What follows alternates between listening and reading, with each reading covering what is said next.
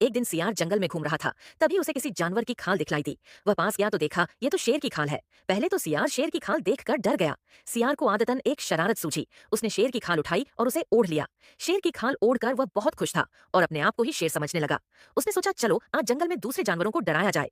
वह उस स्थान पर गया जहां जंगल के सभी जानवर बैठे हुए थे। अपने नजदीक शेर की खाल में सियार को देखकर वह उसे सचमुच शेर समझ बैठे और वहां से भागने लगे। यह देखकर सियार नाचने लगा और सियार ने कुछ दूर तक उनका पीछा किया। ये सब करने में सियार को बहुत मजा आ रहा था। वह सोच रहा था अब तो मेरे मौज हो गए। मैं रोज इसी तरह जानवरों को डराऊंगा और वह मुझे सच में शेर समझकर मुझे डरेंगे और मेरा सम्मान करेंगे।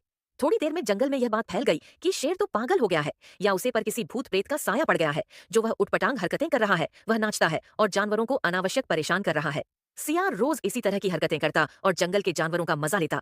एक दिन सियार लोमड़ी को डराने के लिए उसके पीछे पड़ गया। लोमड़ी डर कर भाग रही थी और सियार उसके पीछे था। यह सब करके वह बहुत खुश था और अपनी खुशी व्यक्त करने के लिए आदतन जोर जोर से हुआ हुआ की आवाज निकालने लगा।